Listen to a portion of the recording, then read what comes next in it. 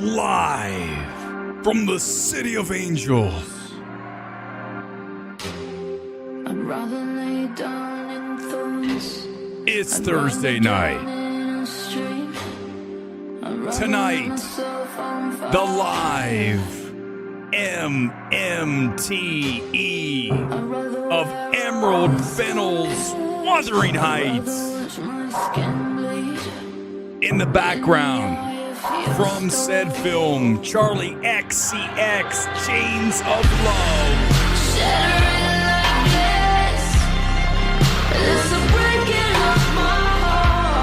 It's been a great week for me, man. 2 colossal winners in 1 week, early in 2026. Get ready for a fun stream tonight as we break down Wuthering Heights. Let's get my out-of-theater reaction. Pull it up. Me moments ago, AMC Burbank saw this bad boy in Dolby Cinema. Highly recommend. One of my favorite screens in all of Los Angeles. And I am crushing hard tonight. I'm besotted with Wuthering Heights, a work of aesthetic beauty and towering humanity. Emerald cements her standing as one of our preeminent directors with this drop-dead gorgeous adaptation with electrifying chemistry between Robbie and Jacob Elordi.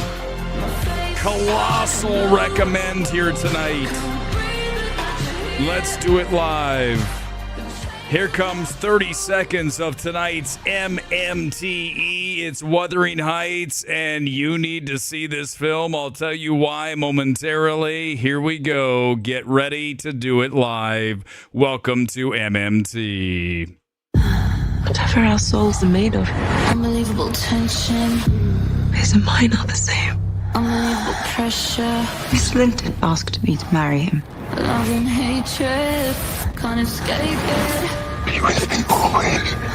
Drive me mad. Pressure, tension, This cannot go on.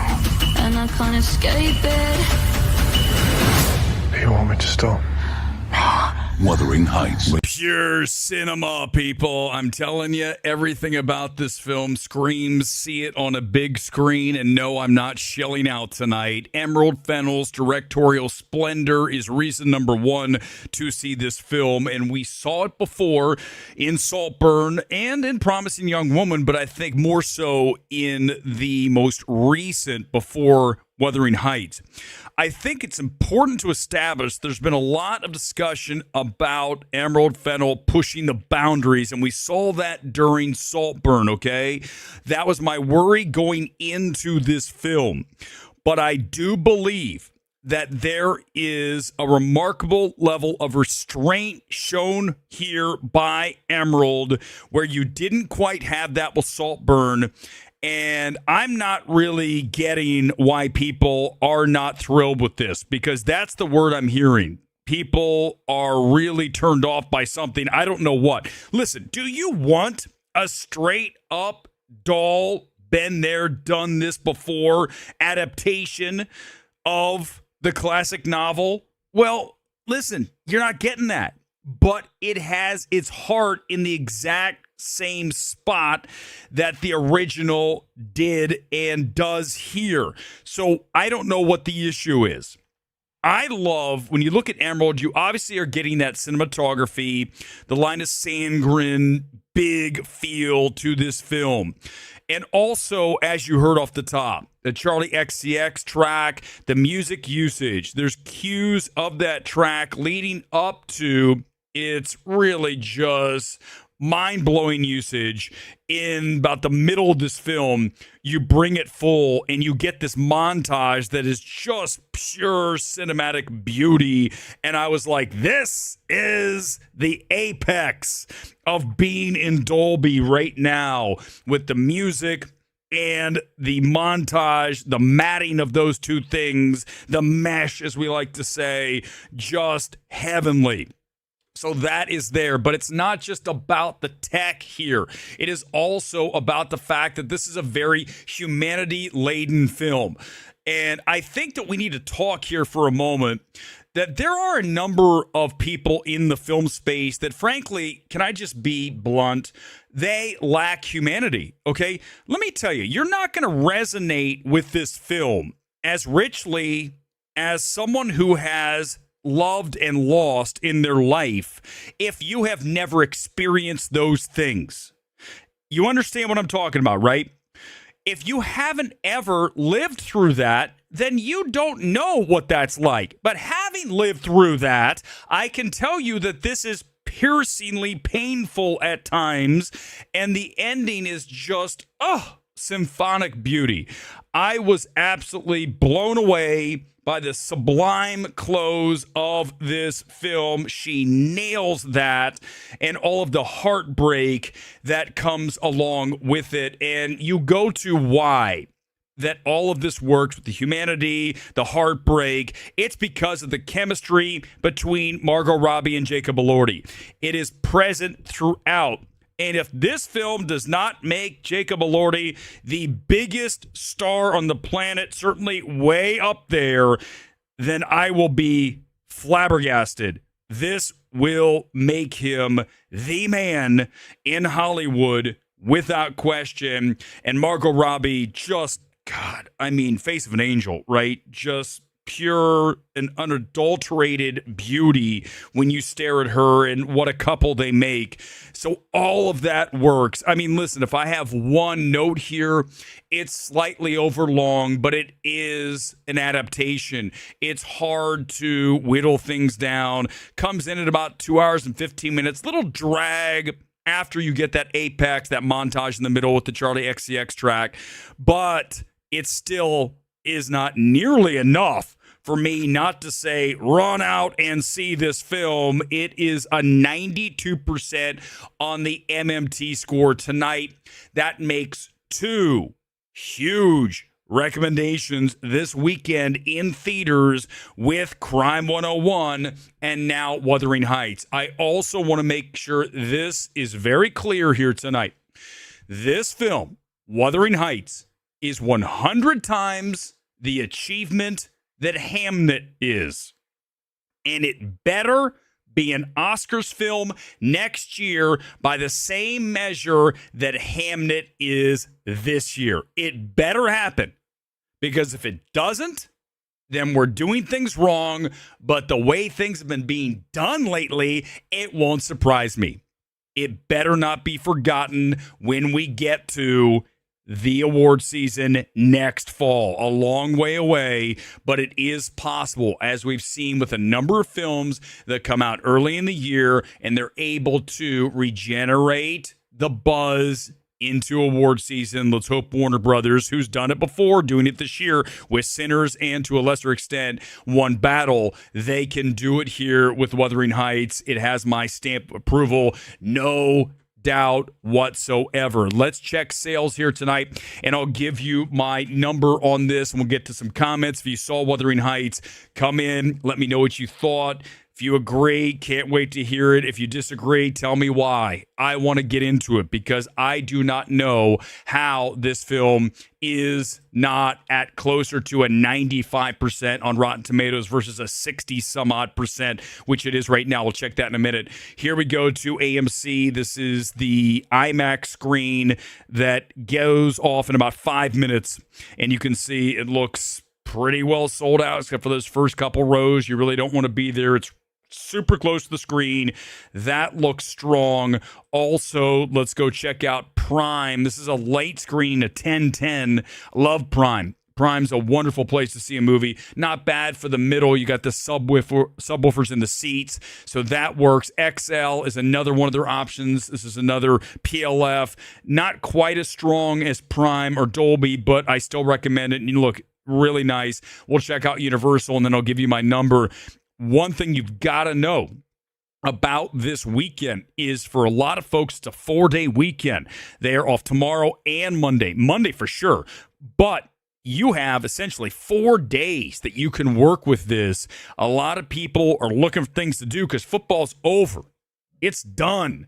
So now that's why you're getting all of these films this weekend between this Crime 101, GOAT.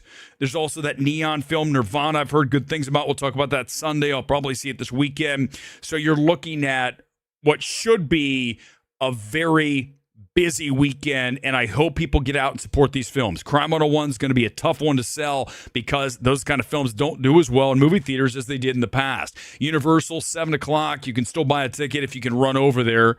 You can see this is one of the biggest screens in all of LA, and virtually everything except for the front, few scattered singles here and there. Actually, not bad for single seats. And that is, again, one of the largest IMAXs in the entire city of Los Angeles. I'm going to take this film for the 4-day at $50 million. All right, that's not the 3-day, that's the 4-day. Okay. Because I believe the word of mouth will be very strong. I also want to make this very clear. For the first time that I can recall, when I was at AMC tonight, I was sitting in a row with single women. I was like, what?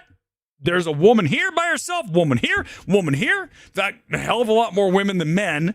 But that's unusual, okay? When you have that, that's where you get this wild card number of a $50 million 4-day when everyone else has it at 35, 40. I'm going to take it higher because I think women are going to go not just in packs, because they will once the night comes and into the weekend, but single women. They want a good love story, and that's exactly what this is. And for all the people that are saying this twists Emily's vision of, no, listen, man, there's a little bit here and there, but it's not salt burned, okay? I don't want to have that discussion that she destroyed a classic work of literature. We're not going to have it because it's not there. Okay, if it were there, I'd have the conversation with you. You guys know that. There's no one more objective in this entire space than yours truly. Let's go to as many comments as I can right now. Mr. Sutherland, thank you for the super chat. Appreciate it. Come in with a comment. I'll hit you. But always appreciate the patronage here at MMT. As you guys know, we do these things live. And I always enjoy doing them, especially when I love a film.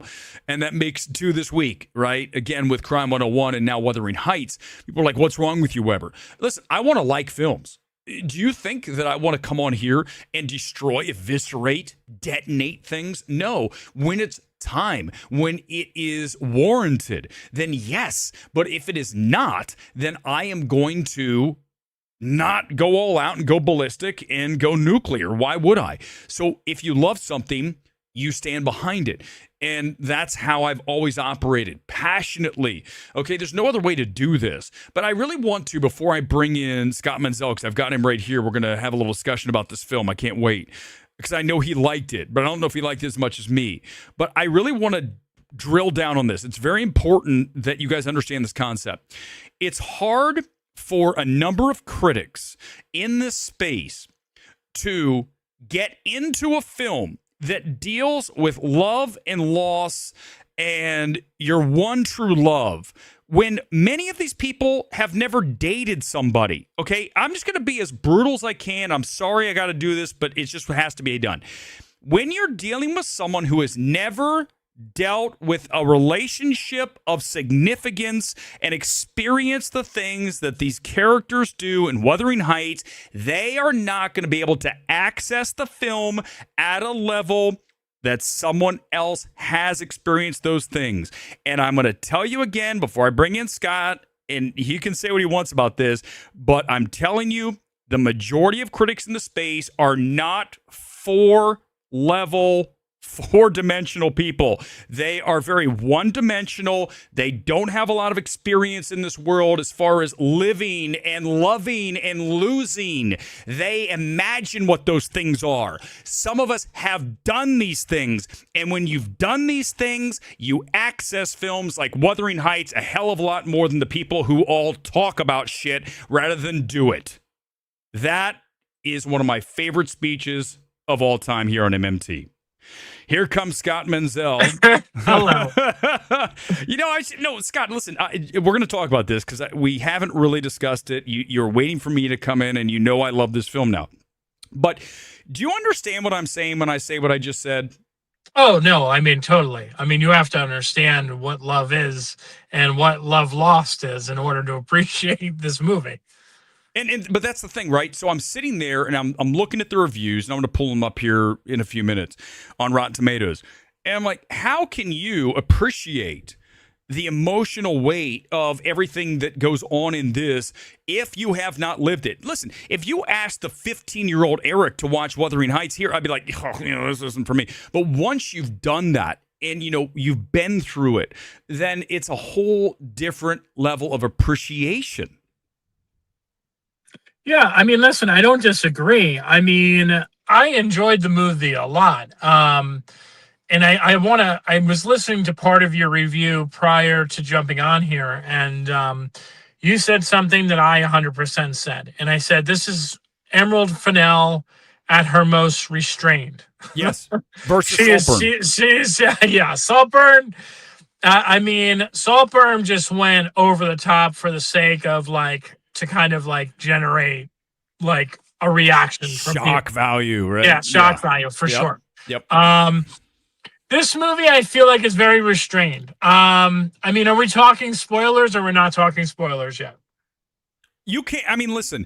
I think that we're at the point in the stream. We've been on for almost 16 minutes. That's pretty good. I think we can do a little. People know the work, so it's not. I know it's not like you're really giving anything away. I mean, it's like it's an adaptation, so there are changes to it. Sure. I was just going to say that the sister of the guy that she marries, yeah, right? I had a little bit of a problem with how that was handled. I understand. I get it. But don't you think that was modernized a little? Oh, 100%. I mean, listen, it was 100% modernized. The whole speech of are you okay with this? Are you okay with this? Yeah, right. Are you okay with this? Yeah. And I don't know if it was modernized in a way where it actually makes it better or worse. Because when you see the aftermath of what happens, it's sort of, I don't know, you're sort of going I don't know how much I feel for this person. It's a very weird play. I get it. But I think that part, I'm with you a little bit. But I think that with that bump in the road, right? No question, a little bit bumpy there in the middle, 2/3 of the film. You get that finish. Do you not agree that finish is just straight sublimity? I mean, I think the finish is very shocking in terms of how shocking something like this could be, knowing where this is going. I think when you look at the movie as a whole, I think it's a work of art. And it's weird because actually a lot of people are actually criticizing the movie for being a work of art, which is very weird. What are they saying? I mean, people are saying all it is kind of a visual candy, eye candy. No. Where it's oh, look at these costumes. Aren't they gorgeous? Look at this cinematography. Isn't that gorgeous? They're saying that it's very it doesn't have a lot of depth to it in terms of the relationships. No, that's 100% wrong. And it's certainly by the end of the film, no way. I bought their chemistry from the very beginning. I think the young actors that play them are great too. The little girl, fantastic. Oh yeah, the little girl, and then it's Owen Cooper from Adolescence. Is the guy. See, I don't watch that show, but yeah, exactly. The two of them. But then you get that transition to the adults, and then they just have the chemistry. And even though we know the story, I think they sell it in a new way. And I was moved, man. I'm not going to lie. I was moved essentially to maybe a wet eye, as it were. Well, it's so was the woman next to me. She was listen, crying, I went to the critic screening, and I will tell you that multiple critics were crying in this. Multiple critics were crying in this. Yep. I did not have that kind of reaction to it, which for me, I felt another problem for me with the movie was that I felt like the characters were very self-serving, and they almost to the point where it was almost like they were getting their rocks off on the fact that they were doing these things to other people. Yes. And that kind of, again, it didn't really bother me that much until it went into that last, like you said, that last 2/3 of the movie, where like everything started to kind of like one up, where they were like, oh, I can't do this, or you can't do this. And it just sort of fell very Romeo and Juliet in that moment of like, oh, forbidden love and we can't have it. But then it was just like kind of like almost like, because it was like they wanted to get their kinks off with it. Like it was very weird in that regard for me, because it's so trying to be traditional in so many senses of like, oh, how dare you? I can't talk to this person. I can't talk to this person. I can't say how I feel. I can't say, I can't say this. But then all of a sudden it has this sort of 50 Shades of Grey complex to it, where it's sort of like the kink element to it. Let's and just make sure that this is about 1,000 times better than 50 Shades of Grey. Well, One of the worst films I've ever seen in my life. There's no doubt about that. I mean, the performances in 50 Shades of Grey are just terrible. I mean, just abysmal. I remember I sat through that film, and I don't know how I stayed. I never watched the sequels. I'm just laughing at everything that was happening, and the performances, and just what an awful work. Dakota Johnson is like is kind of incredible as an actress, because she's able to overcome some of the worst things I've ever seen in my life, and somehow still be in movies. It's crazy. Like, I don't know how she does it. No, she's she somehow survived that fucking film. Made a lot of money. And Madam Web too. Don't forget about that. People memory hold that. But back to Wuthering Heights. I think you look at this film. Would you agree? As I just stated at the end of my take here tonight, this is a stronger overall work of cinema than Hamnet ever was. And in the fact that if this doesn't end up being an awards film, let's just go ahead to next fall. Oh yeah, no, okay. I said that too. No, all the below the lines. Listen, no, but Hamnet, fucking Hamnet. Are you kidding me? If it weren't for Steven Spielberg and the Amblin bullshit attached to that, Hamnet is such a manipulative work of just phonery. That's my new word tonight, phonery. When you look at it, it's just completely phony, that movie. I like Jesse Buckley. I do not like any of that film. Are you brave? Are you brave? I mean, I just want to see this film get as much awards attention as that film did. Do you think I'm fair in saying that about Wuthering Heights? No, I agree. I mean, I don't know. I wouldn't say the performances qualify for it, honestly. I don't think there's enough richness to the performances. Oh, I would think Elordi. I think Jacob's really strong here. Elordi right now is just like running on a hot streak. He is he's almost at this point on the Timothée Chalamet level. First of all, better looking dude. More traditionally, Ken Dolly than you look at a Chalamet, right? He's 6'3", 6'4". He's got that classic jawline. I mean, he's just a good-looking, like Abercrombie and Fitch model. Yeah, but he does. Also can act, right? But you're right. I know what you're saying. It's that same trajectory. I understand, but I just think that this guy has a higher ceiling because Timothy's limited by his stature. He's not a big dude. He's a little guy. He's never, even if he goes to the gym, he's never going to look like that. Right. Elordi can kind of play a little of everything. He can just be like the action hero dude if he needs. He can be James Bond for fuck's sake. Yeah, well, there's talks about that now. Well, I mean, yeah, absolutely, 100%. I think poor Emerald's never going to get it because for whatever reason, every movie she does is divisive. I mean, I said that. It's the number one thing that I said when I walked out of this movie. It's the number one thing I said when I walked out of Promising Young Woman. It's the number one thing I said when I walked out of Saltburn. She makes movies that are divisive. I don't think this is that divisive. I don't, Scott. I get the other ones, but I don't think this one is. I don't think she tinkers with it that much. I don't think people are acting like she took Wuthering Heights and flipped it over and made it a lesbian love story. I mean, what are we doing here? What are we talking about?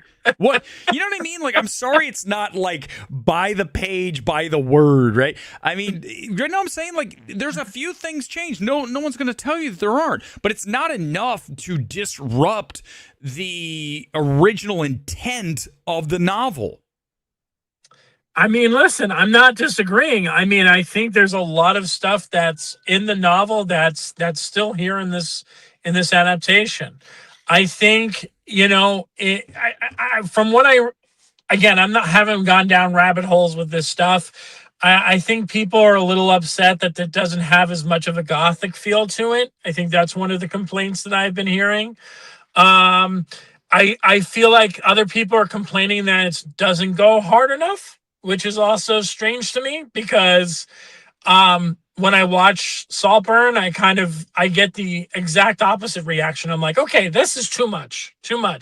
And to me, I liked the fact that it leaves a lot up to the audience imagination, right? I think less is more for me when you're explaining kind of sexual feelings and like you're getting those emotions. Yes. I felt like I thought the movie was incredibly sexy.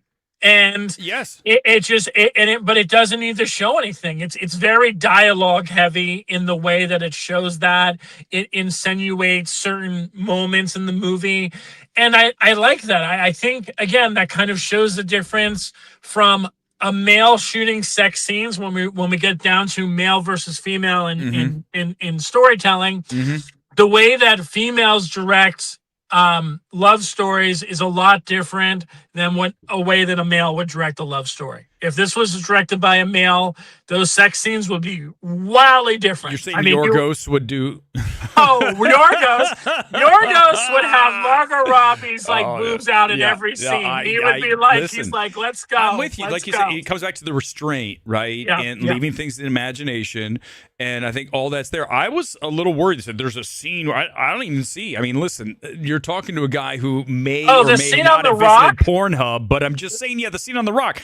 I didn't think that was that bad either. I was like waiting. I was waiting for this, and I was like, they were like, "There's a scene on the Rock," and I'm like sitting there, and I'm like, okay, like a little bit, but again, if you watched her other movies, I know there's only 2 of them, but it's like this is tame in comparison, which again, I think is part of the people's problems is that they expected it to be so much more off the wall than it was. But I think, again, the other 2 movies what people are not remembering was, Promising Young Woman, if I remember correctly, was Promising Young Woman always a Focus film, or was it something that got picked up? No, I think they did they buy that? I don't remember. But I don't remember. I can't remember. I know Saltburn was Amazon, and they already. I don't know if they made that too, and it was just already acquired by the time. Are you saying because she's working with Warner Brothers this time, she had to work within the boundaries of what they said in a way? I think so. I think they sort of said, we have to keep this R.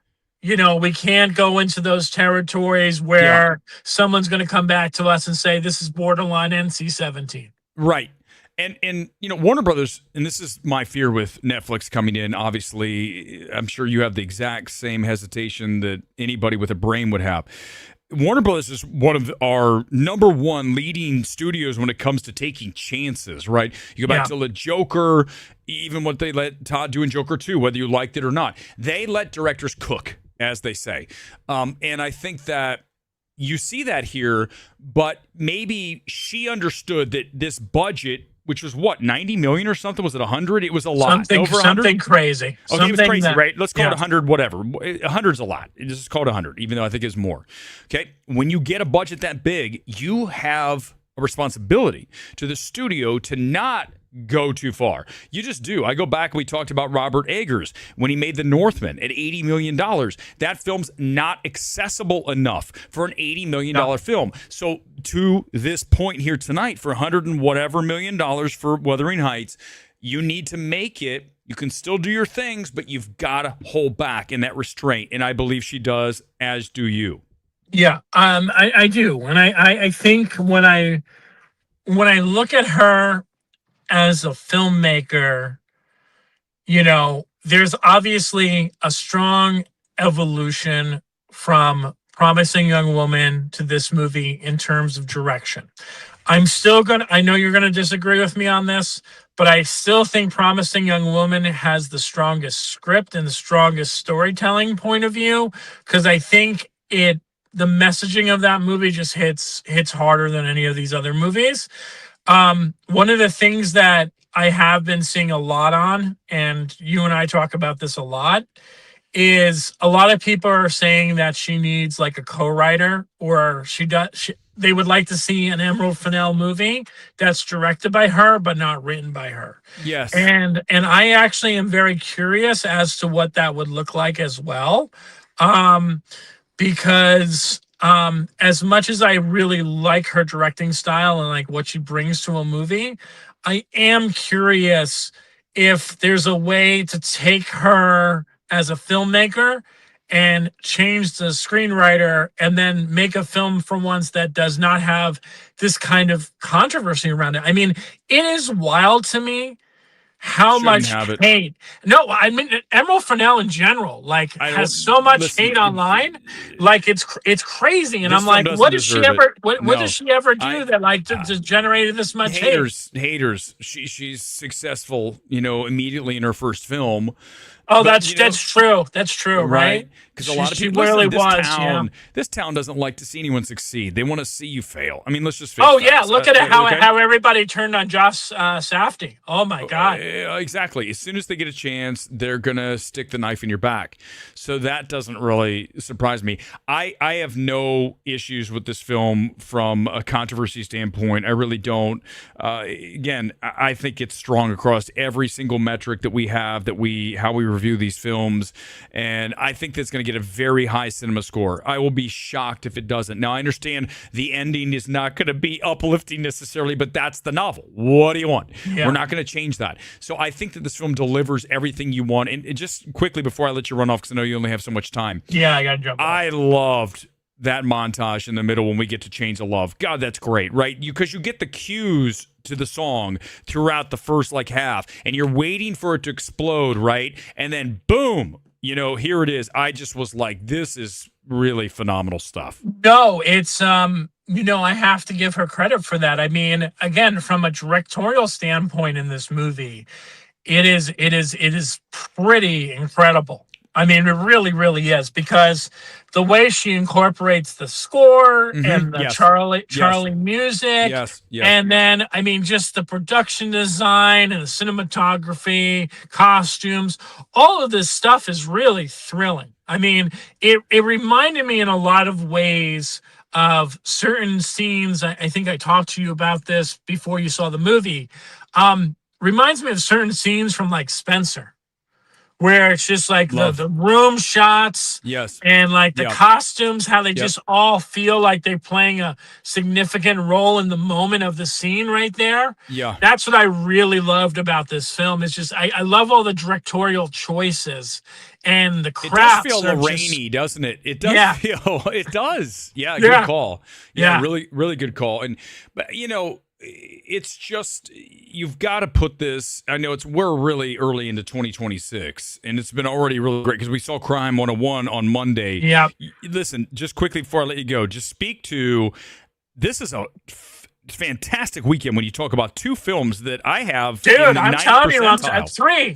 I listen. If anyone's looking, everyone's looking for a really great comedy, Nirvana, that movie is great. It's if you haven't seen anything that those two guys have done, I'll basically say it like this: if you love Back to the Future, you're gonna love that movie, because it basically serves as a parody of Back to the Future. So that's three films. Yeah. And I mean, Crime 101, and what's great about it is that they're all for different audiences. And I think that's really special. And Goat. You can have, and you have Goat. Did you like Goat or not? Just quickly. I was okay with it. Okay. I love the animation is sublime. Okay. It's obviously from Sony Pictures. Yep. They very much copy the whole Lord and Miller Spider-Verse sort of style and look for the movie. Yeah. The plot is very, very generic. It's it's like, this guy wants to become a sports thing. The sports team's struggling. They bring him in. It's very Ted Lasso-y. It's very Ted Lasso-y. Okay. And I was fine with it. I feel like I don't know who the audience is. It's very much like, I feel like it's very isolating, because like you really have to be into like basketball in order to really appreciate it. I feel like it's also very male driven from that perspective. Not saying that women can't like basketball. I just feel like the audience who's going to see that is going to want to be young boys. It's going to be young boys. Shower hate on Menzel. He just said that if you're a woman, you can't watch GOAT. Talk about controversy here on MMT. Weber's never said anything quite that out there. I did not even say that. No, you're good. I'm just giving you shit. That's Scott Menzel. No. Yeah, I don't want to. I know you. Go ahead. Finish your thought. No, I was just going to say, like, I think, I watch a lot of, like, remember Onward from Pixar? Yes, barely. I didn't think it was, it's not a great movie. It's not a bad movie. It's fine. Yeah. And I would put GOAT on the same level. But you remember one of the things that I said about Onward is that whenever you make an animated family film, there's got to be something for everyone with it. And I just felt very similar to watching GOAT that I did to Onward, where I was like, okay, this is very geared towards like little boys. Okay. And it's not so much targeted towards little girls. And again, I'm not saying that that someone's going to come in and say, I loved it. That's fine. I'm just saying that from a marketing perspective, when you're a little kid, and I grew up with a bunch of like brothers, and I have brothers on my wife's side, like there's a lot of little kids, and I know what their reaction is when they see trailers. They're like, oh, I want to see that, or I don't want to see that. Or they say, oh, that looks like that's for boys and not for girls. And that's just the way it is. Okay, that's fair. You got yourself out. I'm kidding. You are never in trouble. I say worse things than that like every 5 seconds here on this channel. Dude, like, yes, that's all I do. That's all. That's inflammatory comment 1, 2, 3, 4, 5. Scott Menzel, ladies and gentlemen, a round of applause. Thank you so much, sir. Always a pleasure. I'll see you. You come over this weekend. Come on over. We'll see something. Okay. Sounds good. All right. Awesome. Good having you.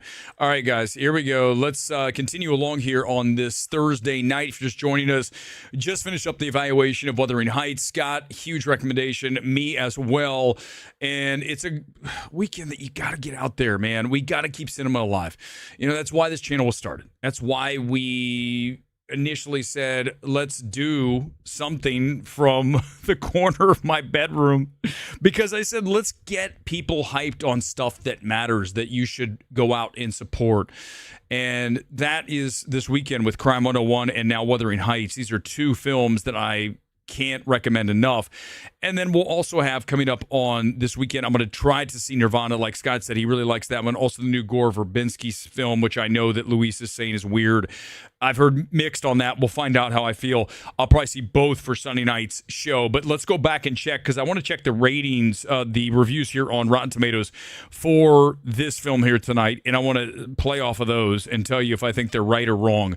This is Wuthering Heights. It's now at 64%. Which means only 64% of critics recommend you see this film. I mean, what? Just what are we doing? I just talked about it before we went to Scott, right? If you are a critic, again, let me just, okay, how do I do this nicely? It's very hard for me to do. You got to understand, the majority of critics are not cool, okay? They have not done a lot in their lives. They don't have a lot of relationships, okay?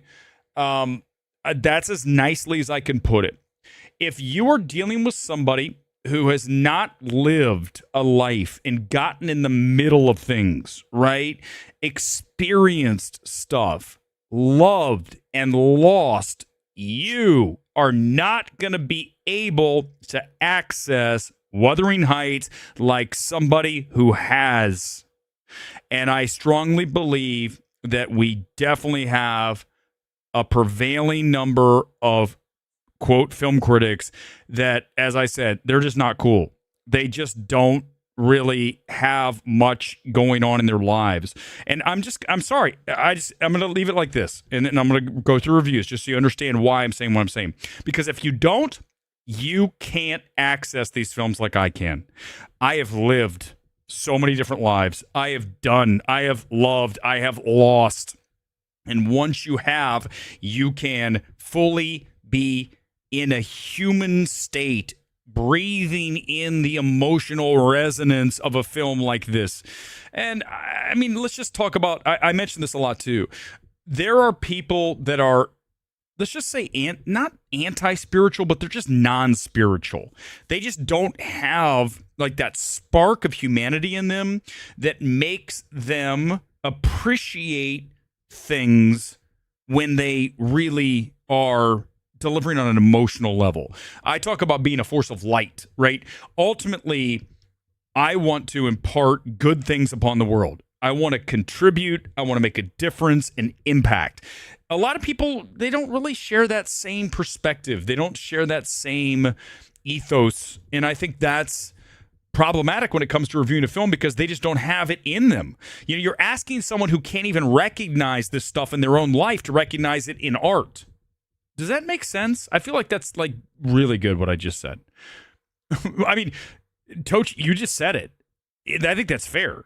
40-year-old virgin. You know what I said? I've said this before on the streams. This is not new. Whenever I walk into a critic screening, so I walk into a critic screening, right? And I'm sitting there and I look around the room and I say this. I've said it many times before. It's not the first time. I look around and I say, this is the reason that hookers exist. I've said it before. This is not new, everybody. But it's true. You look around and go, good God, man, if this were Bumble, you'll have no matches, bitches. Damn, man. I mean, it's not a pretty sight. Let's just be straight up, okay? Why do you think most of them hide behind an avatar? Because they don't want to say, oh, the world is fine, whatever. Don't be ashamed of who you are. But, you know, a lot of them are, and I don't really blame them. Like I said, the reason... Listen to Mega's Wiper, I've said that before. This is not new. So if you just got that, I've said that many times about critics. Seriously, dudes, you can count, I don't even know if on one hand, I don't think you need that, on like 3 fingers, how many critics are actually cool, right? You look at them and go, well, that's someone who's actually, you know, with it. They've done some things. They're not like a total dweeb. Oh, let's give some love here right off the bat to Lauren Bradshaw from Fangirl Freakout A. Love you, Lauren. Don't know you, but that's a great grade. B, I'll take it. I got James Mottram from the South China Morning Post, 4 out of 5. We're here. Kate Sanchez, 4 out of 10. Abysmally dull. Kind of like your review. Good Lord, 4 out of 10. Brian Orndorff, D+. Good Lord. Barry Hertz. Talk about guys who aren't cool. Look at Barry. Is this guy getting laid? I'm going to help you with that, guys. He's definitely not getting laid. Oh, and plus, you know what the funny thing about this picture is? Honest to God, it's probably like 15 years old. Barry's like way older now. Like, that's what, you know, a lot of people in the newspaper, they use a picture from like 1995. And then you meet him and you're like, who the fuck? And I tell you about the girl, I'm not going to say who, it was a girl though, that I met at a critic screening. Or I actually didn't meet because I don't really talk to any critics because they're all nerds. But here's the deal. I heard her talking and I looked and I was like, because I didn't know who she was by the appearance. And I heard her say, I'm such and such. And I went, what? Have you ever had one of those moments where all of a sudden you just like, what? She said her name. And I went, what? And I went directly to her Twitter. And I looked and I'm like, what is this catfishing shit? Who the fuck is this? You ain't this person in this picture. You don't even look. What the fuck? Who's this? This person in this picture is not the person I'm seeing right now. Because they're using a picture from forever ago. It's true, Bastion. It's true. What I say is true, though. It's true. Like, why would you catfish? If anyone's I am the anti-catfisher. How many pictures of me in theaters and gyms and it's not, you know what it's about? I swear to God, it's not about like the ego. It's about reminding these bitches that some of us are here and living it, right? That's the difference between me and like almost everybody else. Everyone else talks and talks and talks. I'm like, here I am here. Here's a receipt. Here's a fucking receipt. Here's a receipt. I love throwing receipts out. Here's another. Because if you're going to talk the talk, you got to walk the walk, baby. And I'm talking the talk and walking the walk here on MMT. Manola Dargis, we love you normally, but rotten.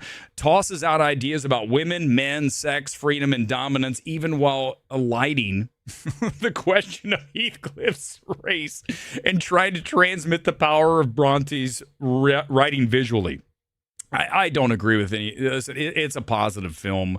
Most of these are fresh. I do appreciate that, but for the rest of you that completely missed it, there's. I'm not going to even touch that one. There's someone on here. I'm not gonna do it.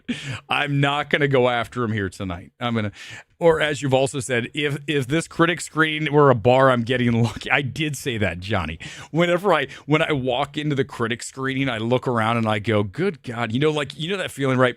I always had this thought. I haven't had it recently, but I'm just saying we've all had this thought, right? If it was like the end of the world, and like at that moment, you're like, this is your last chance to hook up. And you look around, you're like, who's going to hook up with who? I'm like, I have a feeling I'm going to be pretty lucky. When you go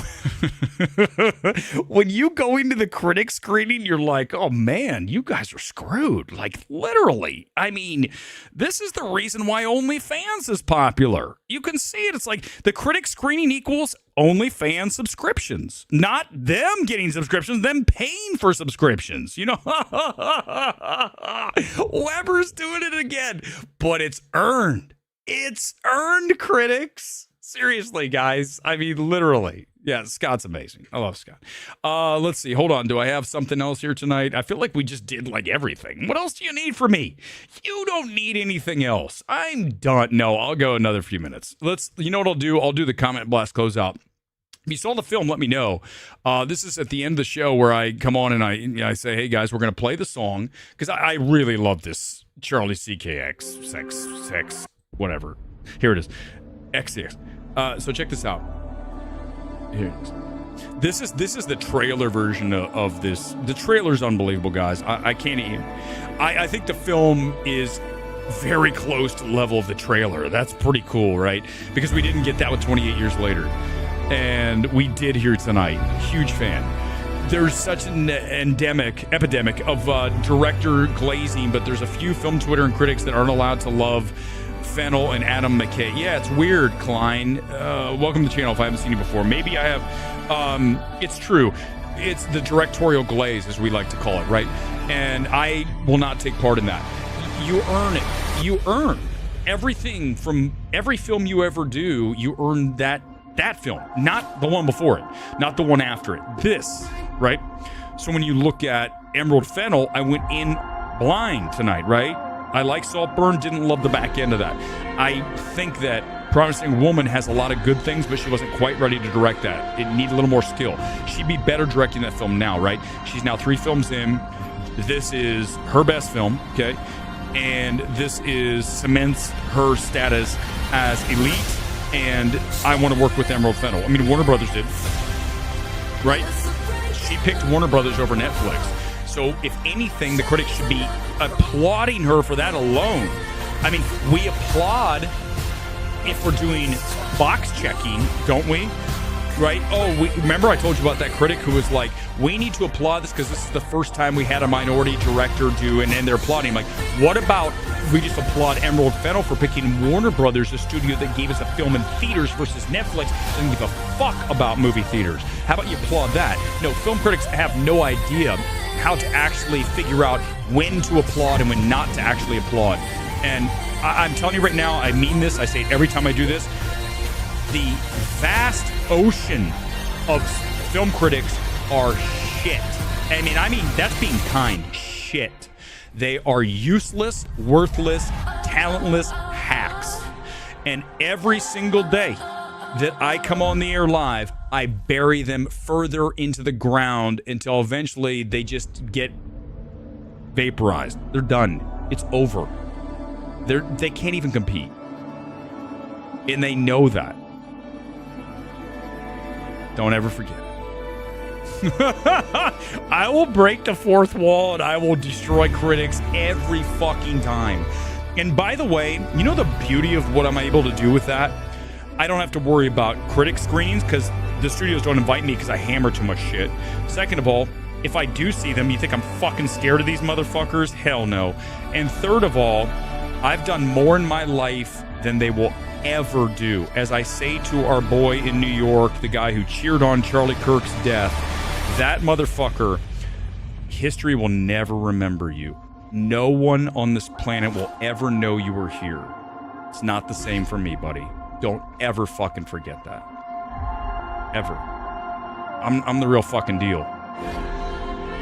I notice when I go to see more cinephile movies, people in the crowd are just more weird. It's true.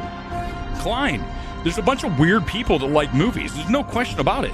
I mean, when I go to the AMC, I look around and I see some of the people, I'm like, where'd you guys come from? Like, under what rock? I mean, I know Weber's being, like, judgmental, but it's true. Like, there are some very weird fucking people in the film space, okay? And critics may be the weirdest of them. So, again, they're just not able to access films about love and loss like we are. Dude, I've loved and lost how many times? It is what it is. You grow from it, or you use it to power you. You know, and that's how you're able to access a film like this, because you understand how the characters feel and how they want revenge and or attention. If you've never lived that, you're not going to understand it. It's that simple. Oh, I want to mention this before we go because it just happened yesterday. As I just mentioned, living a life. Let's talk about this before we get out of here. You look at James Van Der Beek, dead at 48. 48's not an age for anyone to be passing away. You talk about tragedy, and you talk about living every single day as if it's your last. And I think we really need to focus on that. Be happy for the moment you have. Be happy for the day you were given, because we are not guaranteed tomorrow. I know you've heard that how many times in your life, but I'm here to tell you that it's verifiably true, and we see it over and over with all the stories of people that are suddenly gone, and life goes on, and life will go on without us. But you need to make sure that you are in the moment, living it, getting the most out of it, and being thankful for having this day. And that's going to do it. Live from LA. Thanks for being here. As always, a pleasure. MMT's back on Sunday. Enjoy your weekend. Get out and support Wuthering Heights and Crime 101. Huge fans of both, and we need cinema to survive. Make it happen this weekend. Peace out, guys. Live from LA. MMT's off.